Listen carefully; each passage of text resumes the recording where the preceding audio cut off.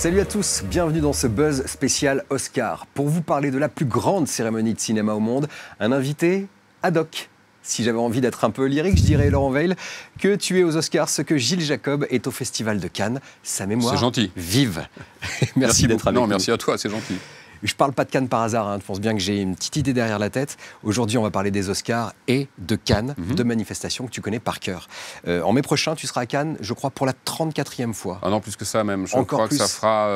alors quand on aime, on ne compte pas, mais je crois que ça fera mon 36e ou 7e festival d'affilée. 36, 37. Ouais. Alors, tu te tiendras en bas des marches, là, pour, peut-être que je vais me tromper encore une fois, pour la 17e fois, Oui, je non, crois, ça, depuis 2003. Oui, c'est possible, ça. Là-bas, t'es chez toi, en fait. Ah, d'ailleurs, je suis citoyen d'honneur de la ville de Cannes. Le maire, l'année dernière, m'a fait citoyen d'honneur de la ville de Cannes. Oui, en bout à bout, là, j'ai calculé, je crois que j'ai passé 2 ans et demi de ma vie à Cannes. Ouais. Entre, j'y allais enfant de temps en temps en vacances, et puis le festival. Maintenant, il y a même Cannes Série où je vais à Cannes, le festival. Donc, oui, je suis comme à la maison. Alors, surtout pendant le festival, où je connais absolument tous les coulisses, les backstage, les recoins. Je sais par où passer quand il y a la queue. Je sais, enfin, tout ça, je gère maintenant. Je gère bien. Gilles Jacob, qu'on a reçu sur ce même plateau, me disait que Cannes et Hollywood ne parlent pas la même langue. Hollywood, c'est la langue des affaires, alors que Cannes aime les films et les stars. Hollywood se demande ce qu'il réfère au festival, surtout en compétition. Est-ce que tu es d'accord avec cette vision des choses ? C'est assez juste. C'est pas tout à fait la même langue, et encore quoique, mais c'est vrai que le cinéma américain à Hollywood est de moins en moins présent à Cannes. Je trouve ça un peu dommage, d'ailleurs, parce que c'est bien aussi d'avoir des gros films hollywoodiens ou des blockbusters à Cannes. Ça amène du buzz, ça amène du monde sur les marches, mais ils en ont eu marre pendant pas mal de temps de se faire tailler par la critique, donc comme ça coûte quand même beaucoup d'argent d'aller... Quand vous allez à Cannes avec Brad Pitt, Angelina Jolie, Johnny Depp, ça coûte de l'argent tout ça, pour les majors, donc souvent quand c'est pour prendre des tomates pourries en retour, voilà. Mais j'ose espérer que tout ça va un petit peu changer, parce qu'on a besoin d'Hollywood aussi à Cannes, c'est très très important. C'est très très bien de découvrir des cinéastes, moi c'est ce que je fais depuis 37 ans, et tous les cinéastes que j'aime aujourd'hui, je les ai quasiment tous découverts à Cannes, mais c'est indispensable d'avoir aussi Hollywood à Cannes, indispensable. Les Oscars, bon, c'est une cérémonie, j'enfonce une porte ouverte. Cannes, c'est un festival. Oui. Je te cite, je trouve ça formidable dans les festivals quand il y a échange, mélange avec les professionnels et le public. Oui. Ça, c'est à Cannes. Le mélange avec le public aux Oscars, c'est pas vraiment le genre de la maison, non ? Non. Alors, il y a du public sur le tapis rouge. Il y a des personnes qui sont tirées au sort, je crois, de mémoire. Donc, il y a un petit peu de public. Et souvent, les acteurs américains, parce qu'ils savent faire ça, s'arrêtent, prennent un tout petit peu de temps pour faire des photos, saluer le public. Ça, ils le font très, très bien. Mais c'est vrai que cette rencontre avec le public, elle a surtout lieu à Cannes. Oui, c'est plus l'endroit pour ça. Et puis, c'est allé sur 12 jours. Donc, on a le temps. Tu le disais aussi, sur le tapis rouge des Oscars, on doit se faire entendre en mode foire d'empoigne, interpeller les acteurs, être bien dans le cadre de la caméra. C'est un vrai travail de contorsionniste. Oui. Tu as dit que la montée des marches, c'était du Balzac. Et j'ai envie de te demander, est-ce que les Oscars, c'est du Tarantino ? Oui. Ouais, ça peut flinguer à tout va. Oui, en plus, il y a énormément de télévision. On est sur un tapis rouge. On a vraiment, on est très très peu de place aux Oscars, donc il faut se faire entendre. Évidemment, avec les talents français, on prend rendez-vous avant, donc ils savent où on est, mais c'est plus compliqué avec les autres comédiens. Didier Alouche, qui lui vit depuis plus de 20 ans à Los Angeles, connaît les publicistes, donc on arrive quand même à avoir un petit peu de monde. C'est complètement différent pour moi à Cannes, puisque je suis la seule télé. Donc ils n'ont pas le choix, quand ils sortent des bagnoles, je suis le seul à les recevoir. Qui t'aime ou pas, c'est pour toi. Voilà. Donc c'est un petit peu mon précaré, mon jardin secret, entre guillemets, à Cannes, et donc c'est plus simple pour moi. C'est sûr que c'est plus simple à Cannes, où forcément, ils sont le premier que je vois quand ils sortent des bagnoles. Je te cite encore. Tu dis, Cannes, c'est beaucoup de travail, ce n'est pas que la teuf. Enfin, c'est un peu la teuf quand même. Non, très peu. D'abord, c'est pas un truc qui m'amuse, vu mon grand âge maintenant, mais non, sincèrement, il y a tout un côté m'as-tu vu, il faut absolument machin. Sincèrement, c'est pas mon truc. Les grosses fêtes à Cannes, de mémoire, pendant que je te parle, je réfléchis, ça m'est arrivé à de rares occasions, et c'était vraiment, il y a quelques années déjà.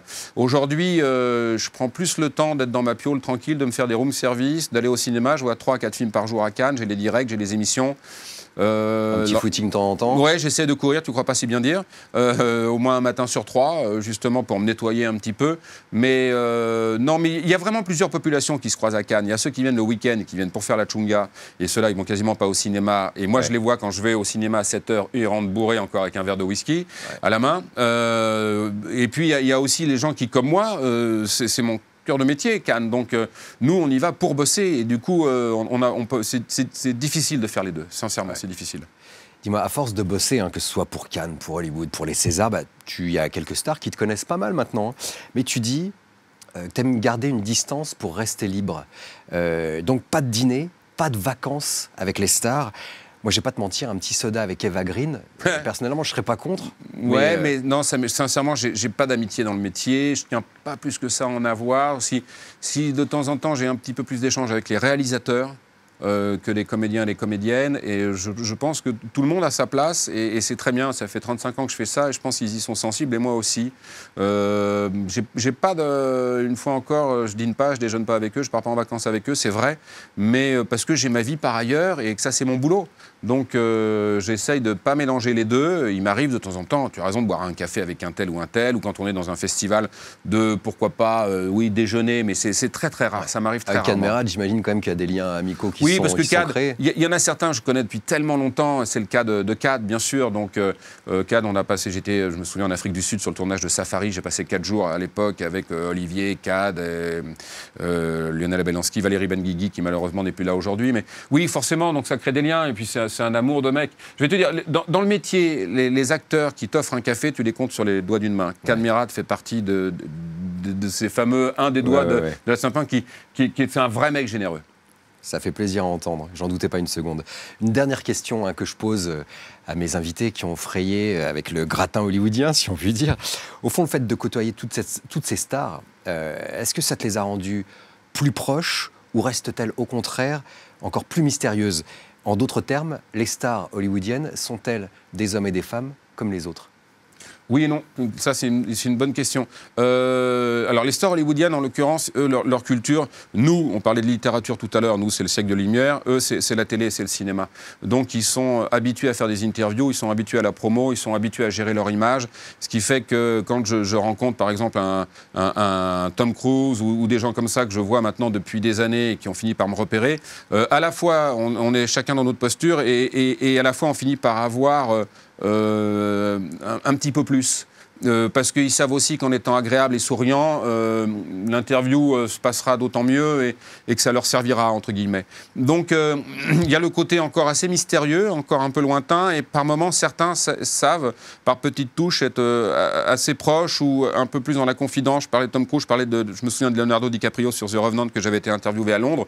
DiCaprio, il faisait plus d'interviews comme ça en one-to-one depuis des années. Sur The Revenant, qui était un film important, il avait décidé de faire 3-4 télés, dont Canal. Voilà.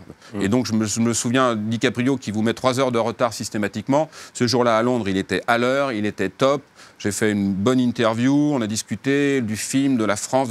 Donc, en même temps, voilà, ils savent très très bien gérer ça, suivant les moments, suivant le film, suivant qu'ils ont à faire. Donc, c'est un mix des deux, je dirais. C'est-à-dire qu'il les rend à la fois totalement inaccessibles et par moments, pour le coup, vraiment humains, quoi. Ouais. Et les Américains savent gérer ça parfaitement bien. Ouais. Donne le change. Allez, avant de se quitter, je vais te citer. Ça fait 35 ans que je fais ce métier et que j'entends dire que le cinéma va mourir, car la VHS, puis le DVD et le piratage arrivent. Finalement, le cinéma existe toujours et je pense que la meilleure façon de le voir, c'est dans un premier temps en salle et dans un deuxième temps sur Canal+. Alors, permets-moi d'ajouter, Laurent, et dans un troisième temps, sur Paramount Channel. Ah, c'est une très bonne remarque et tu as raison. Merci infiniment d'avoir été avec nous sur ces spéciales Oscars.